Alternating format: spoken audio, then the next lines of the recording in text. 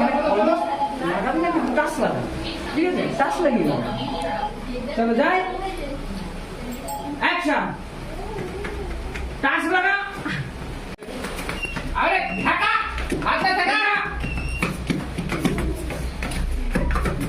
বুকে মার, বুকে মার, বুকে মার, বুকে মার, আমার মার। পড়ে যাও, ছেড়ে দে, ছেড়ে দে। আরে চলো বাইরে যাই। এই যে পুরো বিষয়টা এখন থেকে যে বিষয়টা এখানে হবে উইথ ডিরেক্টর তুমি ভিডিও, হ্যাঁ ঠিক আছে, হ্যাঁ হ্যাঁ উইথ ডিরেক্টর, হ্যাঁ সেটা বলবো, সেটা করতে হবে। চলো অন করো, চলো বলো দা, রেডি? হ্যাঁ রেডি। এখানে মাটা হচ্ছে, মাটা অন। ওকে চলো যাই। 1 2 3। বাবা চোখ বড় বড়। নেক্সট এটা করতে, এটা হ্যাঁ এটা করো তো, প্রেস করো এটা। ওকে সঞ্জু রেডি?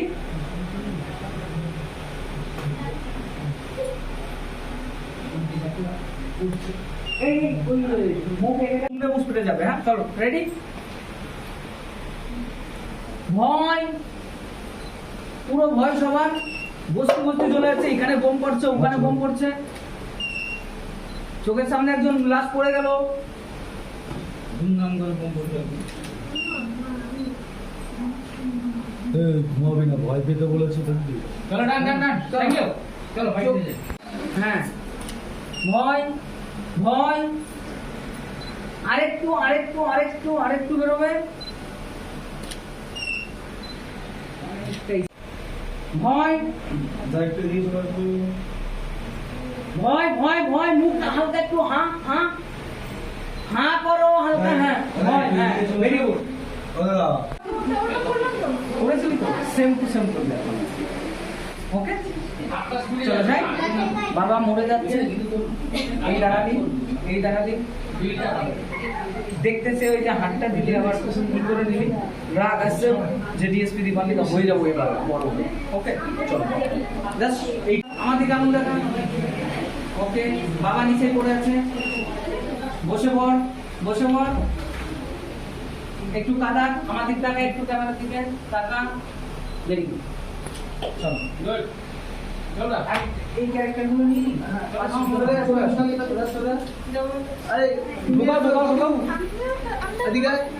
না এখানে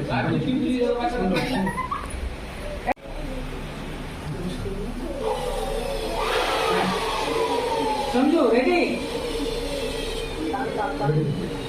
ভোটটা দিবেন?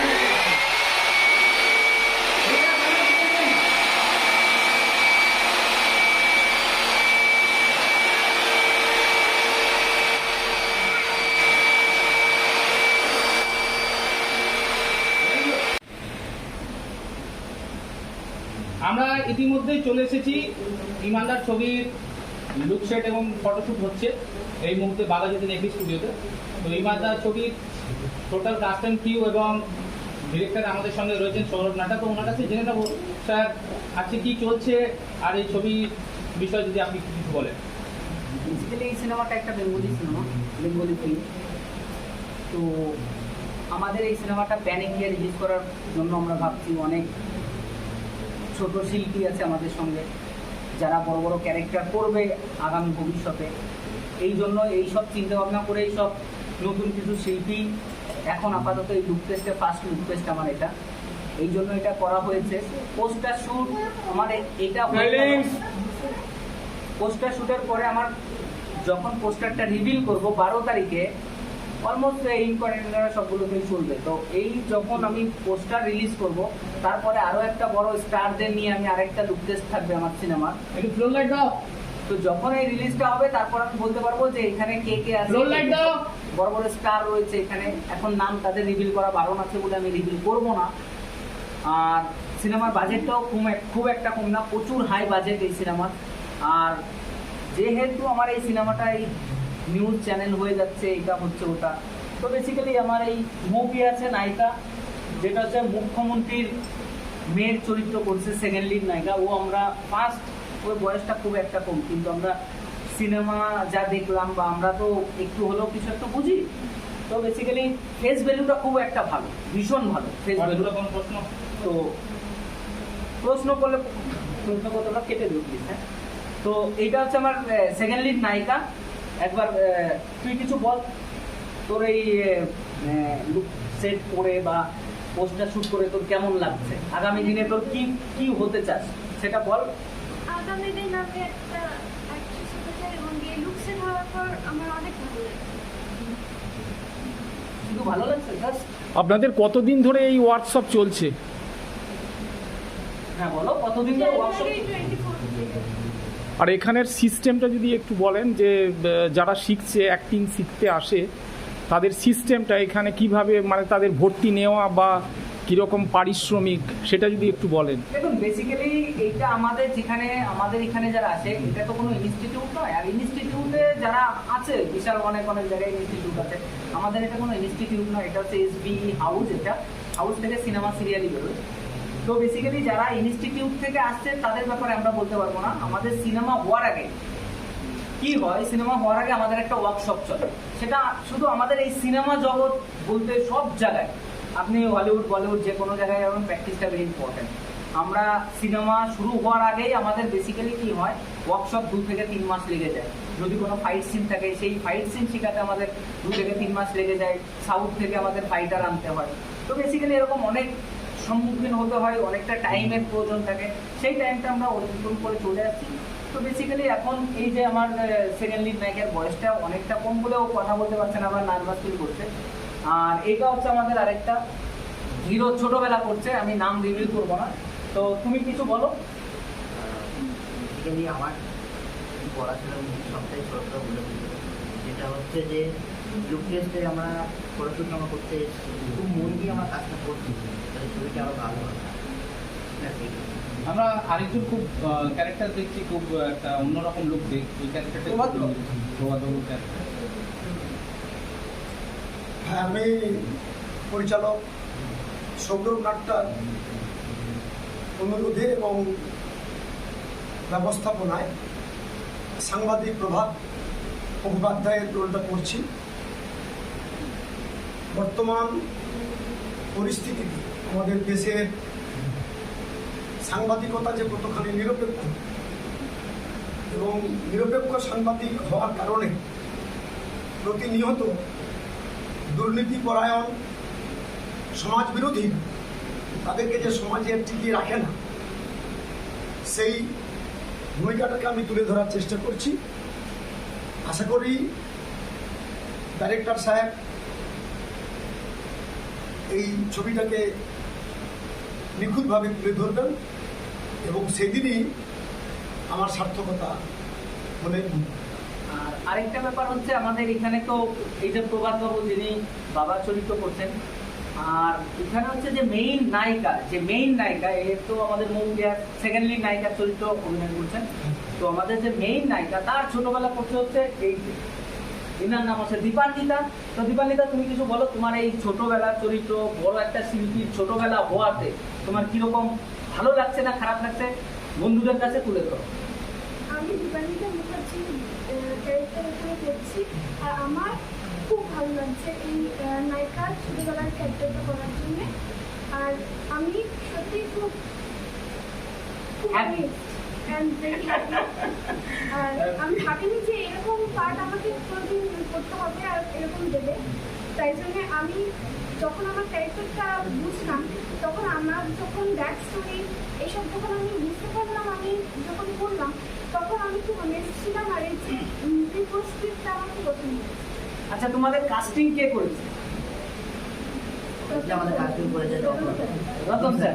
রতন স্যার, আপনি কিছু বলুন। আচ্ছা রতন দা, আপনাকে বলবো যে এই যে দূর দূরান্ত থেকে এই যে নতুন সব চরিত্রকে খুঁজে নিয়ে আসা হয়েছে, তো কিভাবে খুঁজলেন, কি ভাবনা চিন্তা খুঁজলেন? এটা অ্যাকচুয়ালি মানে কেউ কারোর শুরু থেকে কারোর রেফারেন্স পেয়েছে, আমার নাম্বার আমাকে কন্ট্যাক্ট করেছে। এবার তারপরে ওদের প্রেসে অডিশন দেওয়ার পরে আমরা দেখলাম যে একে কাকে কোন ক্যারেক্টারের জন্য সিলেকশন করা যায়। সেই হিসাবে আমরা যেমন এই প্রভাতবাবু ক্যারেক্টার, ওনাকে আমি দিলাম। দেখার পরে মনে হচ্ছিল না ইন্ডিয়ার চরিত্রটা যাবে, মানে এটা ছবিতে আপনি এজ এ কাস্টিং দিলেন? হ্যাঁ হ্যাঁ কতজনের পরে ওনাকে চুজ করেছে সেটা কোনো রিহার্স তৈরি মানে অনেকজন এসেছিল audition এর জন্য। তারপরে একজনকে আমরা select করি। যেমন মুখিয়া হ্যাঁ সেজিতা একটা সেজিতা একে যেমন করেছি ফার্স্ট লুকে ফার্স্ট আমরা এ করেছি। যেমন এই যে দীপাকে করেছি। এখানে বিভিন্ন মানে ম্যাক্সিমাম ছেলেমেয়েদের কাস্টিং হয়েছে, শুধু এমনি না, অনেক বড় বড় মুভিও আমি কাস্টিং করেছি, বড় বড় হাউসেরও কাজ করেছি। আচ্ছা সৌরভ দা, শোনা যাচ্ছে কি এই ছবিতে আপনাকেও অ্যাজ এ ক্যারেক্টার দেখা যাবে, এটা কি সত্যি? হ্যাঁ, এটা একদমই সত্যি, কিন্তু এখন আমি আমার নিজের ফেসবুক নিয়ে কোনো কথা বলবো না। তো অবশ্যই দেখা যাবে, কিন্তু আমি এমন একটা ক্যারেক্টার, এমন একটা চরিত্র আমি করছি যেটা সবাইকে সিস্টেম বুঝিয়ে দেবে যে কিসের জন্য এটা হয়েছে, কার জন্য সিনেমাটা দেখতে যাচ্ছে, হিরো হিরোইন আদার্স অনেক ক্যারেক্টার, অনেক গান আছে, ভীষণ সুন্দর সুন্দর কিছু গান আছে, পাবলিকদের জন্য ভালো লাগে। আর আমি একটা ইমানদার, ইমানদার কথার মানেটা হচ্ছে আমরা শুধু ইমানদার, আমরা মানুষের, আমরা তো মুখ আছে তো আমাদের ট্যাক্স লাগে না বলতে, যে আমি রাত্রে কি করছি, মানুষ খুন করছি, আর দিনের বেলায় কি করছি, ইমানদারি কথা বলছি। তো এই জন্য আমরা ইমানদার রেখেছি, যে ইমানদার তো অনেক রকমের সংখ্যা বেরোনো যায়, মানে অনেক রকমের কথা বের করা যায়। তো ইমানদার হচ্ছে এমন একটা সিনেমা আমাদের আসতে চলছে, যেটা ভালো ভালো সিনেমাকে আমরা টপকাতে পারবো যদি আপনারা ভালোভাবে অভিনয় করতে পারেন, আর দর্শকদের কাছে যদি আপনারা ভালোভাবে উপস্থাপন করেন। ছবিতে কটা গান থাকছে? ছবিতে গান থাকছে টোটাল 4টে, আর ভীষণ ভালো গান, আইটেম সং থাকছে একটা, সেটাও আমরা কি কোনো বড় বক্স আর্টিস্টকে এই ছবিতে দেখতে? হ্যাঁ, বড় বড় বক্স আর্টিস্ট আছে টোটাল 9 জন, সেটা আমি এখন বলবো না, ঠিক আছে। আর উড়িষ্যার একটা নায়িকা আছে, যেটা আমাদের এই সিনেমায় আইটেম সং করছে, তার নামও রিভিল করা যাবে না, অ্যাডভান্স করে প্র্যাকটিস অলমোস্ট সব শেষ, সেটা তুমি শান্তনু জানো। এটা ঠিক আছে। যখন আসা আমাদের, আরেকটা পরের বার আসবে তখন দেখতে পাবেন। আরেকটা জিনিস বলার কথা, যে আপনাদের এই ছবিতে যারা মিউজিক করছেন, গান এইটা গান করছে, সেটা তুমি আমার থেকে সব থেকে বেটার জানো, কারণ তুমি খেটেছো প্রচুর।